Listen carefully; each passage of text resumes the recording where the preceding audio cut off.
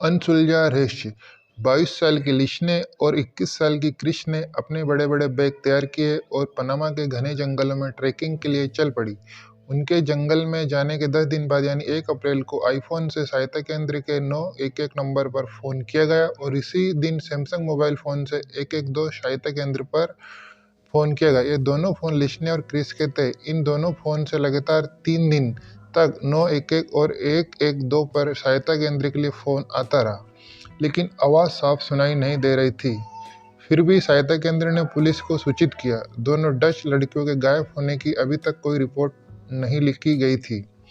बाद में पुलिस को पता चला कि ये लड़कियां यूरोपियन थी और मध्य अमेरिका में पढ़ती थी और कॉलेज में पढ़ने वाले लड़कियां हफ्ते या 10 दिन में ही अपने घर पर फ़ोन करते हैं। इसलिए इन लड़कियों के माँ बाप को पता नहीं था कि लड़कियां जंगल में ट्रैकिंग के लिए गई है। जब काफ़ी दिन तक इनकी कोई खबर नहीं आई, तब इनके माँ बाप इनको ढूंढते हुए कॉलेज पहुंचे और लड़कियों के ना मिलने पर उन्होंने पुलिस में इनकी गुमशुदगी की रिपोर्ट लिखवाई। लड़कियों के फ़ोन को ट्रेस किया गया तो पता चला कि फ़ोन 3 अप्रैल के बाद बंद हो गए थे। वो लड़कियों के फ़ोन से कोई संपर्क नहीं हो पा रहा था। रेस्क्यू टीम को खबर मिली कि ये फ़ोन पनामा के जंगलों से किए गए थे। तब पुलिस ने पनामा के जंगलों का रुख किया। पनामा के जंगल इतने घने हैं कि कई जगह तो सूरज की रोशनी भी ज़मीन तक नहीं पहुंच पाती। पुलिस लड़कियों को कई दिन तक ढूंढती रही, लेकिन उनका कुछ पता नहीं चल रहा था और उसी तरफ लड़कियों के माँ बाप भी काफ़ी परेशान थे। उन्होंने ऐसे कई किस्से सुन रखे थे जिसमें लोग पनामा के जंगलों में गए और वापस नहीं आए, यहाँ तक कि उनकी लाश भी नहीं मिली। लेकिन पुलिस अपना काम कर रही थी और लड़कियों के माँ बाप के लिए पुलिस की जांच ही आखिरी उम्मीद थी। 2 महीने से ज़्यादा का वक्त गुजर चुका था और अब पुलिस को लड़कियों के जिंदा मिलने की कोई उम्मीद नहीं थी। वो लड़कियों के माँ बाप को भी इस बात का एहसास हो गया था। फिर भी वो पुलिस से जांच जारी रखने की दरख्वास्त कर रहे थे।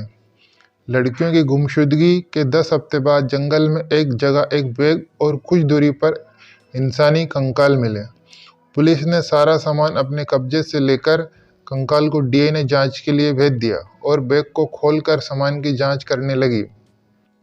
बैग में से पुलिस को आईफोन और सैमसंग कंपनी के मोबाइल फ़ोन मिले। ये वही फ़ोन थे जिनसे 911 और 112 सहायता केंद्र पर फ़ोन किया गया था।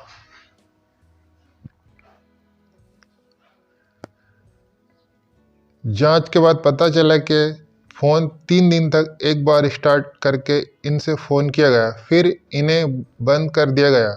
उसके 4 दिन बाद तक ये फ़ोन हर दिन एक बार स्टार्ट किए गए, लेकिन कोई फ़ोन नहीं किया गया। पुलिस का मानना था कि जंगल में फ़ोन नेटवर्क एरिया से बाहर होने की वजह से फ़ोन किया जाना संभव नहीं हो पाया होगा। इसलिए लड़कियों ने हर दिन फ़ोन स्टार्ट करके नेटवर्क चेक करती होगी। फ़ोन के अलावा बैग में $83, 2 चश्मे और कुछ अंतावस्त्र मिले। साथ ही एक इंश्योरेंस कार्ड मिला जिस पर लिखने का नाम था। तो फिर क्रिस का बैग कहाँ गया? हो सकता है दोनों लड़कियां एक ही बैग लेकर गई हो या क्रिस का बैग चोरी हो गया हो, कुछ भी हो सकता है। पुलिस इन बातों पर गौर कर ही रही थी कि इतने में बैग से एक कैमरा मिला जिसमें कुछ तस्वीरें थी। पुलिस ने कैमरे की जांच की तो उसमें 90 तस्वीरें मिली जो दोनों लड़कियों ने खींची थी। इनमें से 3 तस्वीरें ब्लैक थी और कुछ तस्वीरें में क्रिस और लिशने थी, लेकिन ज़्यादातर तस्वीरें पेड़ पौधे और जंगल की थी और ऐसा लगता है कि ये तस्वीरें किसी नासमझ से गलती से खींची गई हो। तो क्या इन दोनों के सामान को किसी ने छेड़ा था? अगर ऐसा था तो फिर ये कैमरा दोबारा बैग में कैसे पहुंचा? पुलिस इन बातों पर गौर कर ही रही थी कि इतने में डीएनए की रिपोर्ट आ गई और पता चल गया कि कंकाल क्रिस और लिशने के ही थे। पुलिस काफ़ी दिन तक उनकी मौत की वजह ढूंढती रही, लेकिन कोई ठोस सबूत नहीं ढूंढ पाई।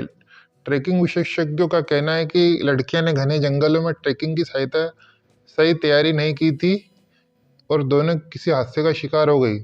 तस्वीरों में दिख रही कलवेरा नदी को देखकर पुलिस का मानना ये है कि दोनों नदी में नहाने गई और एक का पैर फिसला होगा और उसे बचाने के चक्कर में दूसरी नदी में गिर गई होगी या किसी जंगली जानवर का शिकार हो गई होगी। स्थानीय लोगों का मानना है कि यह किसी आत्मा का भी काम हो सकता है, लेकिन पुलिस उनकी उनकी बात पर यकीन नहीं है, पर पुलिस उनकी हत्या की बात से भी इनकार नहीं करती। खैर, लड़के की मौत की वजह क्या है, ये रहस्य आज तक नहीं सुलझ पाया। ये अनसुलझी पहेली आज भी ज्यों की त्यों है। दोस्तों, आपको ये स्टोरी कैसी लगी? प्लीज़ हमें कमेंट करके ज़रूर बताएं और आपको अच्छी लगी तो हमारे चैनल को लाइक एंड सब्सक्राइब जरूर करें।